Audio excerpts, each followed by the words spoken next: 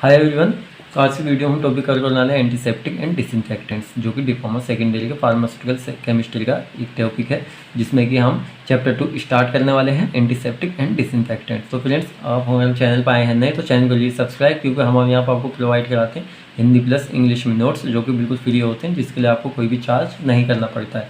तो आइए शुरू कर लेते हैं एंटीसेप्टिक्स।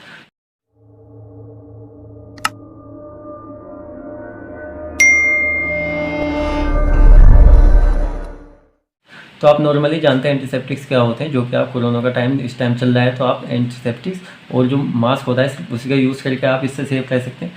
तो जनरली आप एंटीसेप्टिक्स का यूज़ कर ही रहे हैं, जो कि सैनिटाइज़र आप यूज़ करते हैं। देखिए मेरे पास एक सैनिटाइज़र है, ethyl alcohol antiseptic solutions hand sanitizer. तो क्या है, ये हैंड सैनिटाइज़र है, जिसका यूज़ क्या होता है, जो एंटीमाइक्रोबियल एजेंट्स होते हैं उनको रिमूव करना होता है, जिसमें कि कोरोना जो एक तरह का मतलब वायरस है, वो भी इसमें इंक्लूड होता है। तो एंटीसेप्टिक का मेन वर्क जो होता है, वो जो लिविंग सरफेस से माइक्रोबियल कंटामिनेशंस होती है उसको रिमूव करने के लिए ये हेल्पफुल होता है। तो ये जान लेते हैं एंटीसेप्टिक की डेफिनेशंस क्या होता है। Antiseptics are applied on living tissues और स्किन।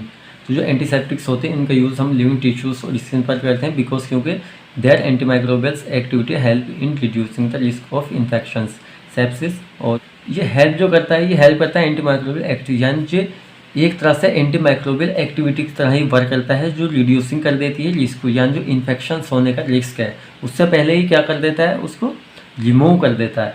यानी कि आप अगर कोरोना में इसको यूज़ करते हैं तो आप क्यों यूज़ करते हैं, ऐसा तो नहीं कि आपको कोरोना हो गया उसके बाद आप यूज़ कर रहे हैं, उसके बाद भी करते हैं, लेकिन आप पहले इसको करते हैं प्रोटेक्शंस के लिए, जिससे कि आपको जो वायरस आपकी स्किन पर अगर लग भी गया है तो वो डिसीज़ कॉज करने से पहले ही वहाँ पे किल हो सके, डिस्ट्रॉय हो सके। तो इसके लिए आप क्या करते हैं, एंटीमाइक्रोबियल्स एजेंट्स यानी कि एंटीसेप्टिक्स का यूज़ करते हैं। तो फ्रेंड्स, यहाँ पर हम आपको इंग्लिश में डेफिनेशंस आपको पढ़ाते हैं। आपको अगर यहाँ पर कोई दिक्कत आ रही है, आप यूवी वर्ड्स हैं या अदर आपको कुछ दिक्कत आ रही है, तो आप यहाँ पे हम आपको नीचे डेफिनेशंस देते हैं, जो कि हिंदी प्लस इंग्लिश दोनों में होती है। आप यहाँ से इसको रीड कर सकते हैं, बिल्कुल जैसे कि आपकी डिज़ायर उसके अकॉर्डिंग आप इसको पढ़ सकते हैं।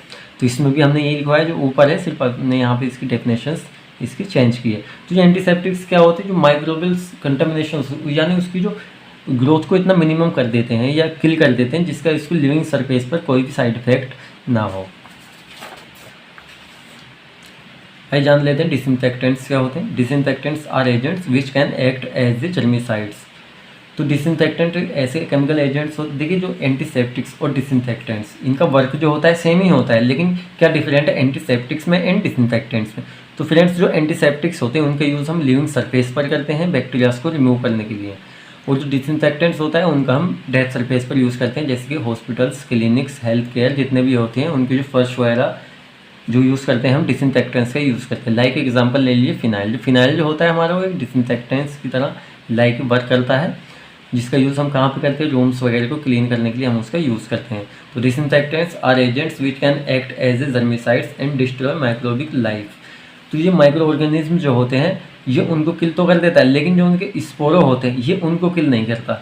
ये भी एक मेन डिफरेंट है, क्योंकि जो एंटीसेप्टिक्स होता है ये उसके टोटली जो स्पोर है विद स्पोरो उसको डिस्ट्रॉय कर देता है, लेकिन जो डिसइंफेक्टेंट्स होता है ये सिर्फ उसकी या तो उसकी ग्रोथ को इतना मिनिमम कर देगा जिससे उसकी लिविंग सरफेस पर या टेस्ट सरफेस पर कोई साइड इफेक्ट ना हो, या उसको डिस्ट्रॉय कर देता है, लेकिन उसको स्पोरो जो होते हैं उसको डिस्ट्रॉय नहीं कर पाता है। इसकी डेफिनेशन हमने हिंदी प्लस इंग्लिश में लिख रखी है, आपको अगर यहाँ से पढ़नी तो आप यहाँ से पढ़ सकते हैं। It is divided into 4 types. तो ये 4 टाइप्स में जो डिसइंफेक्टेंट्स होते हैं 4 टाइप्स में डिवाइडेड किए गए हैं। पहला होता है बैक्टीरियोसाइड्स, दूसरा होता है स्पोरोसाइड्स, वायरिसाइड्स और फंगिसाइड्स। तो जो बैक्टीरियोसाइड्स होते हैं वो बैक्टीरियाज को किल करने में यूज़ किए जाते हैं, जो वायरिसाइड्स होते हैं वायरसेस को, एंड जो स्पोरोसाइड्स वो स्पोरोस को, और जो फंगिसाइड्स होते हैं उनका यूज़ करते हैं फंगिस को किल करने के लिए। तो आइए जान लेते हैं स्टेरिलाइजेशन। देखिए स्टेरिलाइजेशन भी आपको इसी में लिखना होता है, क्योंकि इसमें 3-4 हेडिंग है जो आपको लिखनी होती है अगर आपको एग्जामिनर से अच्छे मार्क्स लेने हैं तो आपसे अगर ये 8 मार्क्स में पूछा जाता है एंटीसेप्टिक और डिसइंफेक्टेंट, तो आप इसको इसमें लिख सकते हैं। अगर आपसे 4 मार्क्स में पूछा जाता है तो आप इसको सिर्फ एंटीसेप्टिक और डिसइंफेक्टेंट्स की आप डेफिनेशंस दे सकते हैं, और आगे जो हम आपको कंपाउंड्स पढ़ाने वाले हैं आप उसको वहाँ पर लिख सकते हैं। तो फ्रेंड्स, स्टेरिलाइजेशन जो होती है उसको आप नॉर्मली सभी जानते हैं, आपने लैब में स्टेरिलाइजेशन की जो प्रोसेस है वो आपने की होगी, लाइक ए ऑटोक्लेव आप उसका यूज़ करते हैं, हॉट एयर ओवन आप उसका भी यूज़ करते हैं स्टेरिलाइजेशन की प्रोसेस में। तो आइए जान लेते हैं आखिर स्टेरिलाइजेशन क्या होती है और इसका यूज़ इतना मैक्सिमम क्यों किया जाता है। तो स्टेरिलाइजेशन प्रोसेस होती है जिसके थ्रू हम क्या करते हैं, एवरी टाइप्स के बैक्टीरिया को टेम्परेचर्स और रेडिएशंस के थ्रू किल कर देते हैं। तो ये दो प्रोसेस में मान लीजिए रेडिएशंस, आपने जो रेडिएशंस होती है उसको इतना हाई कर दिया, आपने टेम्परेचर्स उसमें इतना, जो बैक्टीरियाज की लाइफ है जितने टेम्परेचर्स पे वो सर्वाइव कर सकता है उससे हल्का टेम्परेचर आपने ऊपर रखे उसको आप किल कर सकते हैं। Normally different apparatus and chemicals का स्टेरिलाइजेशन क्या होता है, जो डिफरेंट केमिकल्स होते हैं या अपैरेटस जिनको आपको स्टेरिलाइज करना है उसको क्या करते हैं आप, जो नॉर्मल आपका टेम्परेचर है 121 डिग्री सेंटीग्रेड पर आप 15 पिको जी पर आप प्रेशर्स पर आप स्टेरिलाइज तो ऑटोक्लेव में 30 मिनट तक रख के कर लेते हैं। जो ऑटोक्लेव होती है उसके अंदर आप क्या करते हैं, जो आपके केमिकल्स हैं या आपके अपैरेटस हैं आप उसको 30 मिनट्स के लिए उसमें रख देते हैं और एक टेम्परेचर्स उसमें मेंटेन कर देते हैं, जिससे क्या होता है 30 मिनट्स में उसमें जितने भी बैक्टीरियाज होते हैं सभी किल हो जाते हैं और आपका जो स्टेरिलाइजेशन केमिकल्स है या आपको जो अपैरेटस उसमें स्टेरिलाइजेशन करने तो क्या हो जाए वो कम्प्लीटली बैक्टीरिया फ्री हो जाते हैं और आपका जो अपैरेटस होते हैं वो स्टेरिलाइज हो जाते हैं, जिन्हें आप उसको सर्जिकल यूज़ में जिस पर्पज़ से आप उसको यूज़ करें इजीली आप उसको यूज़ कर सकते हैं। अगला आता है प्रिजर्वेटिव्स।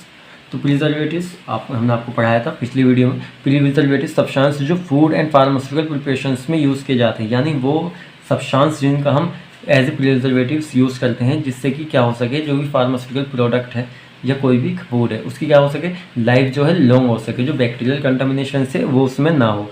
कोई भी आप डिस्पेंस करते हैं, कोई फार्मास्यूटिकल प्रिपरेशंस आप अगर डिस्पेंस करते हैं तो आप उसमें प्रिजर्वेटिव्स सब्सटेंस मिक्स करते हैं। ये ऐसा क्यों होता है, क्योंकि जो आपको उसकी लाइफ है वो लॉन्ग करनी है जिसकी एक्सपायरी जो है लॉन्ग हो सके और जो उसमें सब्सटेंस आपने मिक्स किए हैं वो जो है वो एक्टिव फॉर्म में रह सकें, जिससे कि बैक्टीरिया फ्री रह सकें और बैक्टीरिया उस प्रोसेस को फ्री हो सके। तो आइए देख लेते हैं कंपाउंड्स, इसमें कौन कौन से कंपाउंड्स हैं जो आपको पढ़ने हैं। आपको इसमें प्रोफाइल पढ़ना है, प्रोफ्लाविन, क्लोरोक्रिसोल और फिनोल। देखिए जो आपका स्टार मार्क वाला कंपाउंड है वो सिर्फ प्रोफ्लाविन है, लेकिन आप इसमें क्लोरोक्रिसोल 4 मार्क्स में आपसे पूछ लेता है और फिनोल भी पूछ लेता है। तो प्रोफ्लाविन, आइए स्टार्ट कर, प्रोफ्लाविन क्या होता है देखिए। इसका पहले केमिकल स्ट्रक्चर्स देख लेते हैं। तो इसका केमिकल स्ट्रक्चर्स में आपको क्या करना है, सिर्फ आपको 3 बेंजीन रिंग बनानी है जिसमें कि आपको साइड में क्या कर देना है, अमाइनो ग्रुप उसमें ऐड कर देना है। देखिए फ्रेंड्स जो इसके स्ट्रक्चर्स होते हैं ये इतने हार्ड नहीं है, लेकिन आपको सिर्फ इसको माइंड में फिट करना है। आप अगर इसमें रट्टा मारेंगे तो बिल्कुल नहीं हो पाएगा, लेकिन जो इसके केमिकल्स नेम होते हैं इसमें मोस्टली स्टूडेंट्स क्या करते हैं, उसको सिर्फ रट्टाफिकेशन करते हैं, आप उसको दिमाग में ऐड कर लेते हैं। तो फ्रेंड्स मैं ये नहीं कहता कि रट्टाफिकेशन से नहीं होगा, क्योंकि कुछ सब्जेक्ट ऐसे होते हैं जिनमें आपको रट्टा मारना पड़ता है, क्योंकि बहुत ही सारे नेम होते हैं जो आपके दिमाग में मिक्स हो जाते हैं। लेकिन अगर आप इसको अच्छे से समझ के आप इसको पढ़ते हैं तो क्या होता है, आपको अगर IUPAC अच्छे से आती है तो आप स्ट्रक्चर्स को देख के इसका जो केमिकल्स नेम है उसको ईजिली लिख सकते हैं, जो ब्रांड नेम है उसको आप ईजिली याद कर सकते हैं। आइए देख लेते हैं। तो जो आपको प्रोफ्लाविन, मान लीजिए आपको एग्जाम्स में प्रोफ्लाविन आता है तो आपको क्या करना है, सीधा सीधा आपको क्या करना है, इसका स्ट्रक्चर्स बनाना है। तो स्ट्रक्चर्स बनाने में आपको क्या करना है, 3 बेंजीन रिंग लेनी है आपको।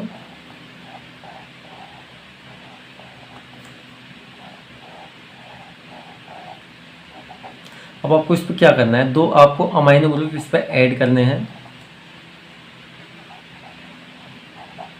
देखिए सिर्फ इसको आगे पीछे वर्ड्स को किया गया है, लेकिन इनका जो मीन से दोनों ही अमाइनो ग्रुप है। तो आपको क्या करना है, एक बात ध्यान रखें, आपको इसमें बॉन्डिंग जो होनी है, बॉन्डिंग आप ना भूलें वरना इसकी वजह से आपके मार्क्स कट सकते हैं। तो इसके लिए आपने क्या किया, आपने 2 अमाइनो ग्रुप लगाए एक बेंजीन ग्रुप पे, बेंजीन रिंग पे आपने क्या किया, 2 अमाइनो ग्रुप लगा दिए दोनों ही साइड्स में। तो इसका केमिकल्स नेम देखिए हम आपको यहीं पे समझा देते। तो इसका जो केमिकल नेम होगा यानी कि IUPAC नेम भी आप इसको लिख सकते हैं और केमिकल नेम भी आप इसको लिख सकते हैं। दोनों का मतलब सेम मीन्स जो है वो सेम ही है, ऐसा नहीं कि आपके मार्क्स करेंगे नाम डिफरेंट लिखने से। तो देखिए आप इसका केमिकल नेम हम आपको समझा देते हैं, 3,6 डाई अमाइनो एक्रिडीन। तो जो आपका जो आप इसमें अगर कहीं से भी आप इसमें काउंटिंग करेंगे, जैसे कि आप जो पहला इस पे वो है वो 3 पर लगा हुआ है, दूसरा जो अमाइनो ग्रुप है वो 6 पर लगा हुआ है, तो आप इसकी काउंटिंग भी कर सकते हैं। तो ये जो आपका अमाइनो ग्रुप यहाँ पे फिट हुआ है वो 3 पर हुआ है, दूसरा जो अमाइनो ग्रुप आपका यहाँ पे फिट है वो 6 पे है। तो इसका नाम क्या हो जाएगा, 3,6 डाई अमाइनो एक्रिडीन। तो फ्रेंड्स ये इसका नाम हो जाएगा। आप इजीली इसको देख के लिख सकते हैं, या अगर आपको याद नहीं आ रहा है तो आप इसको स्ट्रक्चर्स में जो आपके इसमें ग्रुप्स लगे हुए हैं उसके अकॉर्डिंग भी आप इसको लिख सकते हैं। तो फ्रेंड्स अगला आ जाता है इसका ब्रांड नेम। तो ब्रांड नेम क्या होता है, देखिए ब्रांड नेम होता है जिस नाम से मार्केट में प्रोडक्ट्स अवेलेबल है उसी को आप ब्रांड नेम कहते हैं। देखिए ब्रांड नेम एक भी हो सकता है और एक से ज़्यादा भी हो सकते हैं। तो ब्रांड नेम होती है वो कंपनी के अकॉर्डिंग चेंज होते रहते हैं, लेकिन जो उसका साल्ट होता है वो सिमिलर ही होता है। तो देख लेते हैं इसकी फिजिकल प्रॉपर्टीज़। देखिए क्या क्या फिजिकल प्रॉपर्टीज़ होती है प्रोफ्लाविन की। इसका जो कलर होगा डीप रेड होगा, और ये जो इसका जो ऑर्डर होता है वो एरोमेटिक नेचर होता है, और जो सोल्यूबल वाटर और इथेनॉल में सोल्यूबल होता है, क्लोरोफॉर्म में इनसोल्यूबल होता है प्रोफ्लाविन। आइए इसकी स्टोरेज कंडीशंस देख लेते हैं। तो देखिए स्टोरेज कंडीशंस जो होती है, इसको स्टोर किया जाता है वेल क्लोज्ड कंटेनर्स में, जिससे इसको ईजिली किसी भी तरह की दिक्कत ना आए। ऑफिशियल नेम कौन कौन से ऑफिशियल नेम से अवेलेबल होता है, देखिए प्रोफ्लाविन हेमीसल्फेट आईपी, या आईपी का मीन्स हमने आपको पहले बताया था, आईपी का मीन्स होता है इंडियन फार्माकोपिया, और दूसरा होता है प्रोफ्लाविन क्रीम्स बीपी, यानी बीपी का मीन्स होता है ब्रिटिश फार्माकोपिया। प्रोफ्लाविन जो होती है वो टैबलेट क्रीम्स दोनों ही फॉर्म में अवेलेबल होती है। आइए देख लेते हैं इसके थेरेप्यूटिक यूजेज, कौन कौन से थेरेप्यूटिक यूजेज हैं जिनके पर्पज से हम इसको यूज़ करते हैं। It is use as a topical antiseptics. तो टॉपिकल एंटीसेप्टिक्स हम इसको यूज़ करते हैं, यानी बॉडी के एक्सटर्नल स्किन्स और बैक्टीरियाज को रिमूव करने के लिए हम इसको यूज़ करते हैं। दूसरा आ जाता है proflavine and acridine derivatives are slow acting antiseptics, यानी कि जो प्रोफ्लाविन एंटीसेप्टिक्स है ये एक स्लो एक्शन है। ऐसा नहीं है कि ये एकदम से इफेक्ट शो करेगा, थोड़ा इफेक्ट शो करता है लेकिन थोड़ा स्लोली करता है, क्योंकि ये स्लो एक्टिंग एंटीसेप्टिक एजेंट्स हैं। अगला यूज देख लेते हैं, proflavine are used in the treatments of the local infected wounds and ear nose and skins, यानी जो लोकल इन्फेक्शंस होता है बॉडी की एक पर्टिकुलर एरिया पर, लोकल साइड्स पर, उसके लिए उसके बाउंड्स को रिमूव करने के लिए हम क्या यूज़ करते हैं, एंटीसेप्टिक्स का हम इस पर यूज़ करते हैं। तो आइए देख लेते हैं नया कंपाउंड क्लोरोग्लिसोल। तो इसके केमिकल स्ट्रक्चर्स हम देख लेते हैं। देखिए इसका केमिकल स्ट्रक्चर्स होता है, आपको क्या करना है, एक बेंजीन रिंग लेनी है जिसके ऊपर आपको क्या करना है, एक मिथाइल ग्रुप लगाना है, क्लोरीन ग्रुप लगाना है, और आपको एक हाइड्रोक्सी ग्रुप लगाना है। तो देखिए हम आपको समझा देते हैं, आपको ये स्ट्रक्चर्स कैसे बनाना है, आप इजीली इसको समझ लीजिए जिससे कि आपको रट्टा मारने की ज़रूरत ना पड़े। आपको क्या करना है, एक बेंजीन रिंग लेनी है, बेंजीन रिंग में आपको क्या करना है, आपको एक हाइड्रोक्सी ग्रुप लगा देना है, और एक यहाँ पे आपको लगाना पड़ेगा क्लोराइड ग्रुप, और दूसरा लगेगा यहाँ पे मिथाइल ग्रुप। इससे क्या होगा, जो आपका आईयूपीएसी नेम है वो इस काउंटिंग आपके किए जाते हैं इसी के थ्रू। मान लीजिए आपने हाइड्रोक्सी ग्रुप यहाँ पे लगा दिया, आपने मिथाइल ग्रुप यहाँ पे लगा दिया, और आपने यहाँ पे लगा दिया क्लोरीन ग्रुप। तो इससे आप जो इसकी बॉन्डिंग है वो आप करना ना भूलें। तो इसका आप अगर आईयूपीएसी नेम लिखेंगे तो क्या होगा,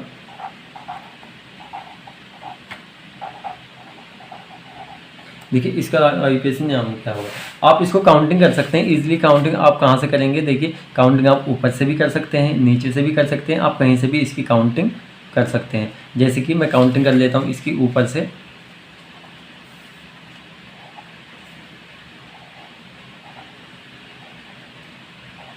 तो आपको अगर यहाँ पे इसका नाम लिखना है तो आप इसका सीधा सीधा कैसे लिखेंगे, देखिए 4 क्लोरो। 4 क्लोरो कहाँ से लिया हमने, जो 4 है इस पर हमारा क्लोरो ग्रुप है,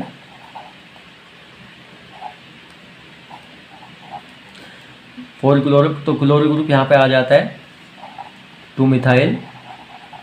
तो जो 2 मिथाइल यानी कि 2 पे जो हमारा ग्रुप लगा है वो मिथाइल लगा है, तो अकॉर्डिंग टू इसके ग्रुप के अकॉर्डिंग ही हम इसका नेम लिखते हैं। तो ये 2 पे लगा हुआ है, तो इसके बाद ही क्या बचता है, फिनॉल।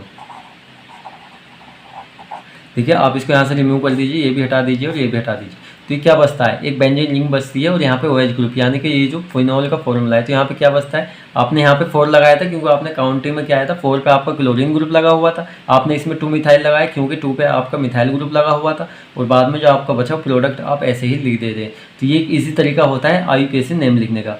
तो आई होप आपको ये आईयूपीएसी नेम समझ आया होगा। आइए देख लेते हैं ब्रांड नेम की, किस ब्रांड नेम से मार्केट में अवेलेबल होता है। लेकिन मिडोल होता है जिसके ब्रांड नेम से मार्केट में अवेलेबल होता है। फिजिकल प्रॉपर्टीज़ इसकी देख लेते हैं। कलर जो होता है इसका वाइट होता है, इसका ऑर्डर जो होता है एरोमेटिक होता है, इसका जो मेल्टिंग पॉइंट होता है वो 63 to 66.6 डिग्री सेंटीग्रेड होता है। सोल्यूबल वाटर में और एल्कोहल में सोल्यूबल होता है। स्टोरेज कंडीशंस देख लेते हैं, कितने स्टोरेज पर इसको रखना चाहिए हमें। तो it is stored in light closed containers, यानी कि जो ये स्टोर किया जाता है लाइट क्लोज, यानी उसके अंदर लाइट नहीं जानी चाहिए, जिससे क्या हो सकता है, ख़राब हो सकता है। साइड इफेक्ट, कौन कौन साइड इफेक्ट है जिनको इससे हो सकते हैं, देखिए आपको एक कॉमन बता देता हूँ। जितनी भी ओरल लेने वाली ड्रग्स होती हैं उनका एक नॉर्मल साइड इफेक्ट होता है वोमिटिंग। आप अगर ड्रग्स आपने ज़्यादा नहीं खाते हैं तो क्या होता है, आपसे समटाइम्स वोमिटिंग कॉज हो जाती है। वो डिपेंड करता है उसका नेचर, यानी कि जो उसका टेस्ट है वो बिटर है या कैसा है, उसके ऊपर भी वो डिपेंड करता है। नोज़िया। आइए इसके ऑफिशियल नेम देख लें, किसकी कौन कौन से ऑफिशियल नेम है जिनसे ये प्रोवाइड किए जाते हैं। जैसे कि क्लोरोक्रिसोल इंडियन फार्माकोपिया के थ्रू भी प्रोवाइड किए जाते हैं, क्लोरोक्रिसोल ब्रिटिश फार्माकोपिया के, और क्लोरोक्रिसोल यूएसपी यूनाइटेड स्टेट फार्माकोपिया के थ्रू किए जाते हैं, प्रोवाइड किए कराए जाते हैं।